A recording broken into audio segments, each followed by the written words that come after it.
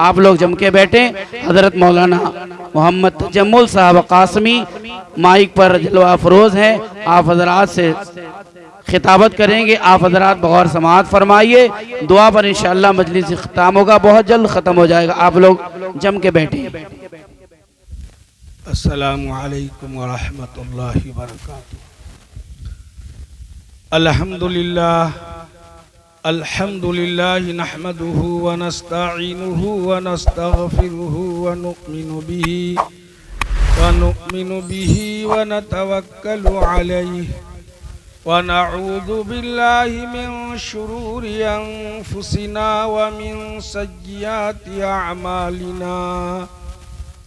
मन यहदिहिल्लाहु फला मुदिल्ल लहु व मन युद्लिलहु फला हादिय लहु व अशहदु अल्ला इलाहा इल्लल्लाहु वहदहु ला शरीका लहु व नशहदु अन्न सय्यदना व मौलाना मुहम्मदन अब्दुहु व रसूलुहु सल्लल्लाहु ताला अला खैरि खल्क़िही मुहम्मदि व अला आलिही व अस्हाबिही व अहलि बैतिही वन्नासि अजमईन। अम्मा बाद फ़क़द क़ाल अल्लाहु ताला फ़िल क़ुरआनिल मजीद वल फ़ुरक़ानिल हमीद। अऊज़ु बिल्लाहि मिनश शैतानिर रजीम। बिस्मिल्लाहिर रहमानिर रहीम। वमन युतिइल्लाह व रसूलहु फ़क़द फ़ाज़ फ़ौज़न अज़ीमा। वक़ाल अन्नबिय्यु सल्लल्लाहु तआला अलैहि वसल्लम अतज़व्वजुन निसाअ फमन रग़िब अन सुन्नती फ़लैसा मिन्नी। व इज़न क़ाल अन्नबिय्यु सल्लल्लाहु तआला अलैहि वसल्लम अन्निकाहु मिन सुन्नती व इज़न क़ाल फमन रग़िब अन सुन्नती फ़लैसा मिन्नी। सदक़ल्लाहु व सदक़ रसूलुहुन नबियुल करीम। नहनु अला ज़ालिका लमिनश शाहिदीन वश्शाकिरीन वल्हम्दुलिल्लाहि रब्बिल आलमीन। अल्लाहुम्मा सल्लि अला मुहम्मदिन व अला आलि मुहम्मदिन कमा सल्लैता अला इब्राहीम व अला आलि इब्राहीम इन्नका हमीदुम मजीद। अल्लाहुम्मा बारिक अला मुहम्मदिन व अला आलि मुहम्मदिन कमा बारकता अला इब्राहीम व अला आलि इब्राहीम इन्नका हमीदुम मजीद। मुअज़्ज़ज़ उलमाए किराम, काबिल क़द्र दीनी भाइयों, पर्दा नशीं ख़वातीन इस्लाम, आज का ये मुख्तसर दीनी प्रोग्राम अजीज़ मोहतरम हाफिज़ अशरफ सल्लमहु के अक़्द मसनूना के मौका पर मुनक़िद और कायम हुआ है, जिसमें उलमाए किराम ख़ास तौर पर हम सब के मुरब्बी व मुशफ़िक़ अमीर शरीयत और बहुत सारे खूबियों के हामिल हैं, आप हजरात बखूबी वाक़फ़ियत रखते हैं, जानते हैं, जो हमारे उस्ताद भी हैं, हमारे शेख भी हैं, हमारे दिन के रहबर भी हैं, कायद आज़म भी हैं, दीन और दुनिया के रहबर आज़म भी हैं। दुआ तो इन जैसे शख्सियात के लिए ज़ेबा और सजता है कि जिनकी दुआओं के अंदर तासीर और असर है। लेकिन हज़रत वाला चूँकि अपने मामूल के मुताबिक ज़्यादा रात तक जागते नहीं, इसलिए कभी कभी शुरू ही में खिताब फरमाते हैं। मेरे भाइयों, बुजुर्ग और दोस्तों, मुख्तसर बयान में हजरत वाला ने हम सब को पैगाम दिया कि हम सच्चे पक्के मुसलमान बने और दीनदार बने। दीनदारी के साथ मालदारी बहुत सजती है। अगर दीनदारी नहीं, मालदारी है और दुनियाई एतबार से सब कुछ है, मगर दीन नहीं तो सब बेकार है। और हमसे ज्यादा दौलत, सरवत, जाहो, हशमत और माली एतबार से अल्लाह ने इतना दिया था जो हम कभी अपने जहन और दिमाग में ये बात सोच भी नहीं सकते, तस्वुर नहीं कर सकते। आज उनके साथ दीन नहीं था तो उनकी तबाही और बर्बादी की मिसाल दी जाती है हमारे सामने। बुजुर्ग और दोस्तों, भाइयों, बुजुर्ग और दोस्तों, मैं सबसे पहले अल्लाह का शुक्र अदा करता हूं कि अल्लाह ने इन घर वालों को, इन सारे भाइयों को और इनके वालिदैन और रिश्तेदारों को अल्लाह ने समझ आज नहीं बल्कि जहां तक मैं जानता हूं, सुना हूं कि हमेशा इनके शादियों के मौके पर उलमाए किराम तशरीफ लाते हैं और दीन की बातें होती है। इन सब को मेरी तरफ से मुबारक, अल्लाह का करम और एहसान कि उसने तौफीक दिया, और इन सब को मेरी तरफ से मुबारकबादी है। वरना मेरे भाइयों, बुजुर्ग और दोस्तों, आजकल शादी जो के सादगी के साथ बनाई जाना चाहिए और जिस शादी को प्यारे नबी सल्लल्लाहु अलैहि वसल्लम ने आसान करार दिया था कि शादी बहुत आसान है और जिना बगैर शादी के मुंह काला करना ये सख्त था, मगर अब हालत के एतबार से इसका उल्टा हो गया। शादी मुश्किल, जिना आसान हो चुका इस दौर। इसका वाहिद वजह यह है कि हमने शादी को एक रंग रंगे लिया, एक जश्न, एक जिंदगी ऐश और जिंदगी में एक लुत्फ उठाना सिर्फ समझा, इबादत हमने नहीं समझा। हालांकि जितनी भी इबादत है वो टाइम के अंदर महदूद है, लिमिटेड है, और निकाह एक ऐसी इबादत जब हमने आपने वक्त निकाह काजी के पूछने पर ये कह दिया हमने कबूल किया, उस वक्त से मरते दम तक ये इबादत लंबा वक्त तक हमारे साथ रहा। अभी ईशा की नमाज हमने पढ़ी, 17 रकात पढ़ लिए, इबादत का वक्त चला गया। अब जो अल्लाह के प्यारे और प्यारी बंदे और बंदियां हैं वो रात में तहज्जुद पढ़ेंगे, वरने सुबह के वक्त फिर हम उठेंगे, नमाज पढ़ेंगे, फिर सुबह का वक्त खत्म, सुबह की इबादत खत्म, फिर दूसरा सुबह, फिर दूसरा जोहर। मगर निकाह एक ऐसी इबादत है जो कबूल करने से लेकर मरते दम तक इस इबादत को निभाना पड़ेगा। बड़ी लंबी इबादत है। तो मेरे भाइयों, बुजुर्ग और दोस्तों, मैंने कुरान मुकद्दस की एक आयत करीमा, 2 हदीस पाक का सहारा लिया है। चूंकि मजलिस निकाह की है और निकाह जो आका ने जैसा कहा, जैसा किया वैसा किया जाए, तो आका के तरीके को अदा करना, उसको जिक्र करना, सुनना सुनाना, ये भी सीरतुन नबी का हिस्सा है। सिर्फ हुजूर की जिंदगी, अखलाक और आदत को बयान करना सीरत नहीं, आपके दीनी कानून को, आपकी दीनी बातों को, आपकी चाहत और पसंदीदा चीजों का तस्करा ये भी सीरत पाक का हिस्सा है।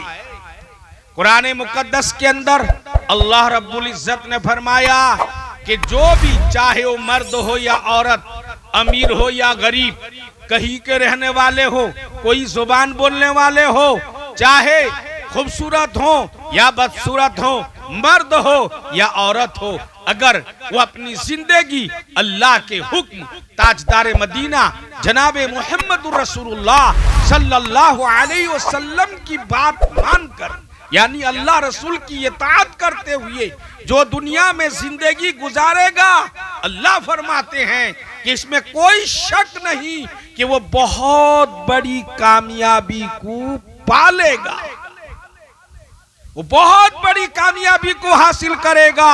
जो अल्लाह के हुक्म को और प्यारे नबी सल्लल्लाहु अलैहि वसल्लम के हुक्म को अपनी जिंदगी का ओढ़ना बिछोना बनागा।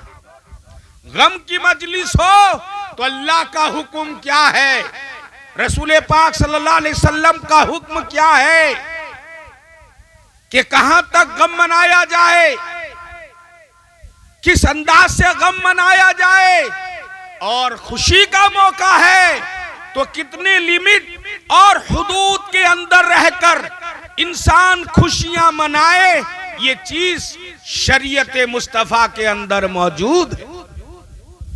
शरीयत ने इतना मजबूर नहीं बनाया, न किसी को अच्छा खाने से मना किया, न अच्छा पहनने से, कीमती लिबास पहनने से मना किया, न दुनिया की मालदारी आप हासिल करो उससे मना किया, न दुनिया के ऐशो इशरत से अपने नफा उठाओ, अल्लाह रसूल ने मना नहीं किया, लेकिन उसका हुदूद बताया। अगर कोई दुनिया की ऐशो आराम की चीज दीन के लिए रुकावट और खलल पैदा करे, वही तो दुनिया है। और दुनिया के पीछे भागने वाले प्यारे नबी सल्लल्लाहु अलैहि वसल्लम ने उन्हें कुत्ते से खिताब किया है कि दुनिया मुर्दार है, जिस तरह मुर्दार को कुत्ते ही नोचते हैं वैसे ही दुनिया मुर्दार है, इसके पीछे भागने वाले कुत्ते हैं।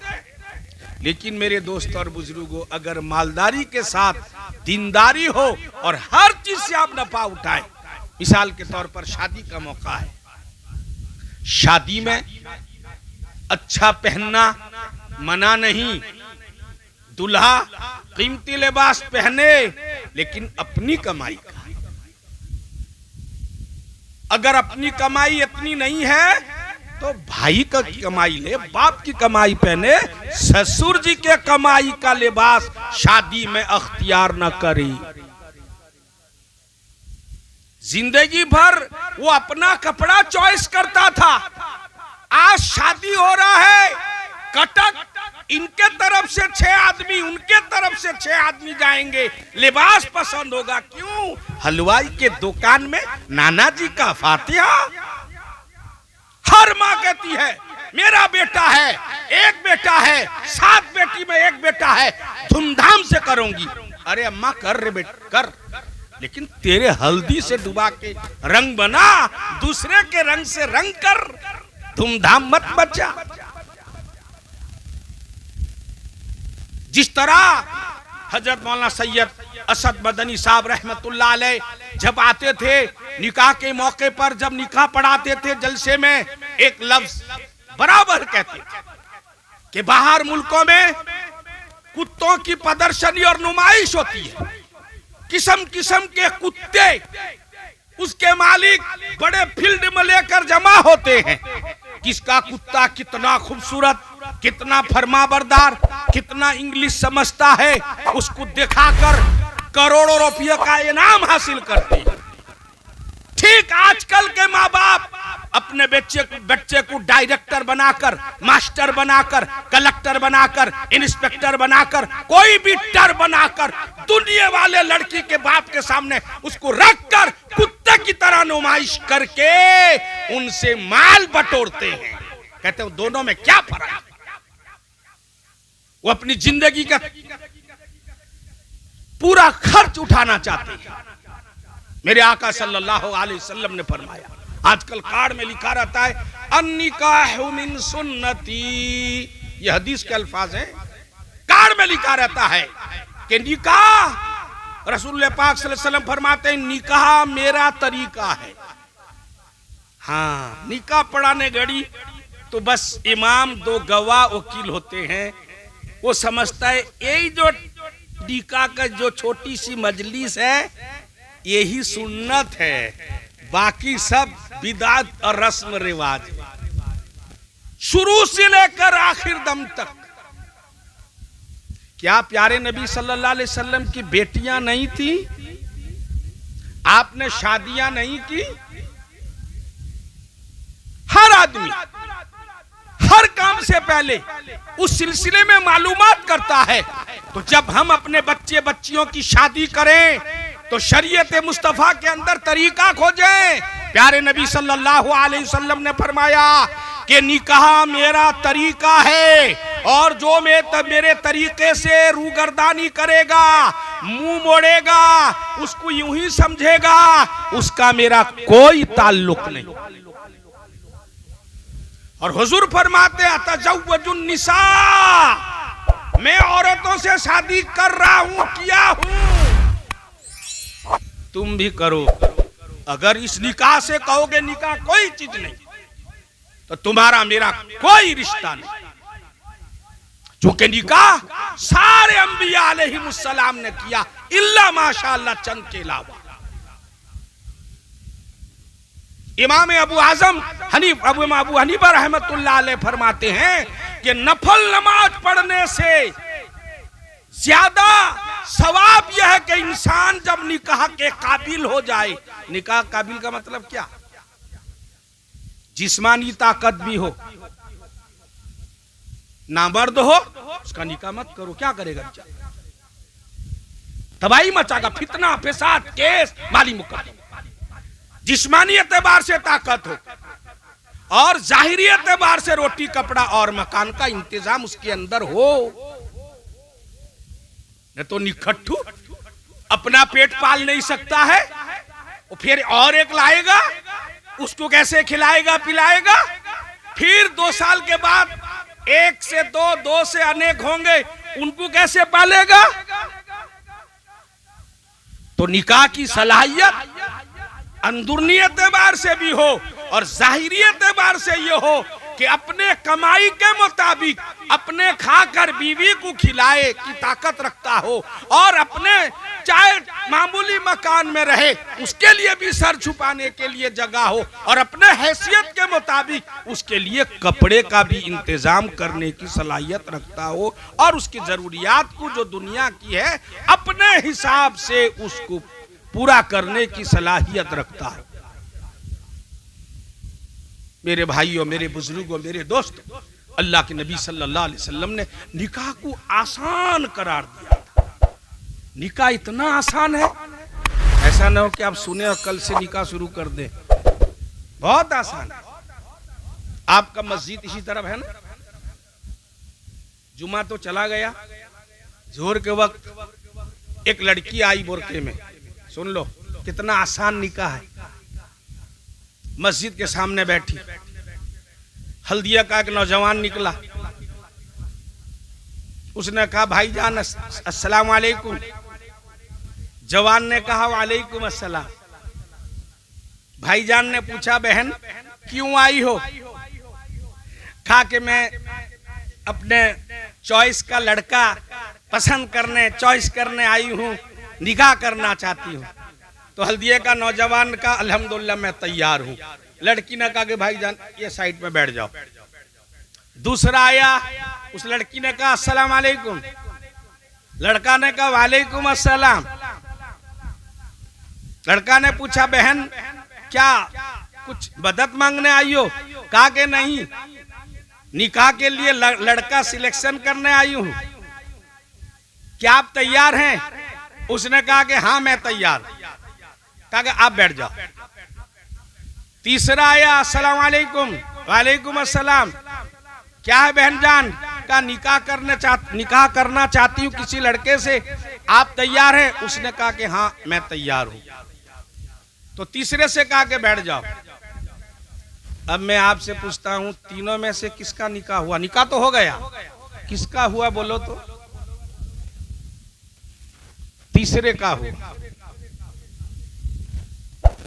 लड़का लड़की दोनों राजी हो जाएं और इनकी रजामंदी पर 2 गवाह मुकर्रर हो जाए, निकाह हो गया। खुतबा सुन्नत है, इजाब कबूल और गवाह। तो पहला लड़का जब आया था, इजाब कबूल तो पाया गया था, गवाह मौजूद नहीं था क्योंकि लड़की अकेली थी।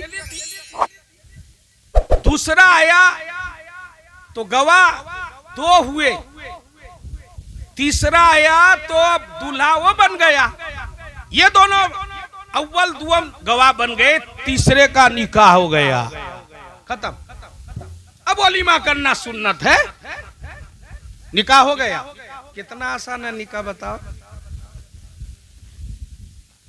अरे निकाह आसान है कि नहीं? अब निकाह सोचो तो जो बाप हो जिनकी लड़की है, ब्लड प्रेशर बढ़ जाएगा कि बाबा देखने से लेकर पूरा निकाह, निकाह के बाद चौथी, चौथी में आलू दाल चावल पकेगा, फिर गिलेंगे, खागे गए थे आके थोड़ा फिर खाएंगे, फिर उसके बाद अकीके में जाएगा, फिर पोता पोती नतनी शादी में आधा दिया जाएगा, अकीके में आधा दिया जाएगा। सोच सोच के बेचारा जो और कुछ दिन जीता बूढ़ा, वो जल्दी ही दुनिया से चल बसता या बीमार पड़ जाता। रास्ते में एक लड़की जा रही थी, एक लड़का पीछे गया, कहा कि बहन मैं सुना हूं तुम मुझे राजी हो निकाह करने के लिए? वो कहती है हाँ। और उसके पीछे 2 लड़के और थे, यानी 3 आदमी जा रहे थे। एक लड़का का 3 लड़के जा रहे थे लड़की के पीछे। तीनों में से एक लड़का ने कहा, 2 लड़के हाजिर थे साथ, कहा कि फलानी, कहा जी, कहा मैं सुना हूं मुझसे निकाह करने को राजी है? उसने कही जी हाँ मैं राजी हूं। हो गया निकाह, जाओ दुल्हन को हाथ पकड़ो, घर लेके चले जाओ। निकाह कितना आसान है, अल्लाह। मगर निकाह को सख्त समाज ने बनाया, सोसाइटी ने बनाया, दुनिया ने बनाया। कोई बाराती का सबूत नहीं शरीयत के अंदर। अगर जरूरत पड़े तो चंद आदमी बखुशी लड़की वालों के, बगैर खाने के मुतालबे, बगैर फरमाइश के। बात लोग बड़े चतुरे होते हैं कि बाराती में 10 आदमी जाएंगे, मगर पेनाने जाएंगे तो 90 आदमी जाएंगे। उनका खाने का जरा ढंग से करना, जा वहीं सब खत्म हो गया खाना। फिर एक और तरीका, खाना खाएंगे नहीं, दूल्हा लेके जाएंगे 15-20 आदमी, मगर नाश्ते का आइटम तो असर के बाद अच्छा करना, खाने से ज्यादा नाश्ते में खर्चा हो जाए। मेरे भाइयों, ये लुटना छोड़ो। अल्लाह के नबी सल्लल्लाहु अलैहि वसल्लम ने फरमाया, अगर शादी करो किसी लड़की से, कोई अगर करता है 4 चीज को देखकर, या तो हसब नसब कि ऊंचे खानदान की लड़की है, मैं अगर वहां दामाद बनूंगा तो मेरा भी हाई पावर हो जाएगा, मैं भी बड़े घर का, बड़े खानदान का, सैयद घर का, शेख घर का, मिर्जा बेग बन जाऊंगा, दामाद उनके घर का, तो मेरी शान बढ़ जाएगी। या फिर लड़की खूबसूरत है इसलिए कोई शादी करता है कि मुझे खूबसूरत बीवी मिल जाए, या फिर बुजुर्ग और दोस्त तो लड़की मालदार है इसलिए शादी कोई करता है, या फिर लड़की दीनदार है इसलिए कोई शादी करता है। हुजूर फरमाते हैं दीनदार लड़की से शादी कर और कामयाब हो जा। क्यों? हुजूर फरमाते हैं कि अगर खूबसूरती और ऊंचे नसब को देखकर तूने शादी किया, कोई भी आदमी किसी लड़की के खूबसूरती और ऊंचे नसब, बड़ी खानदान वाली को देख के बगैर दिन तलाश किए, सिर्फ इसी वजह से वो दुल्हन को बीवी बना रहा है कि वो बड़े खानदान की है और बहुत खूबसूरत है। हुजूर फरमाते हैं ये नौजवान जिंदगी में रुसवा होगा, शर्मिंदा होगा। और जो इसलिए शादी कर रहा है कि इसके 4 भाई हैं, ये लड़की के नाम में बैंक बैलेंस है, ये अकेली 8 भाई की अकलौती है, इसको शादी करूंगा तो मोटा रकम मिलेगा, 2 चकिया नहीं 4 चकिया 4 व्हीलर मिलेगा, इसलिए शादी करूंगा। प्यारे नबी सल्लल्लाहु अलैहि वसल्लम ने फरमाया ये आदमी जिंदगी में तंगदस्ती का नजारा देखेगा, गरीबी इसको आएगी,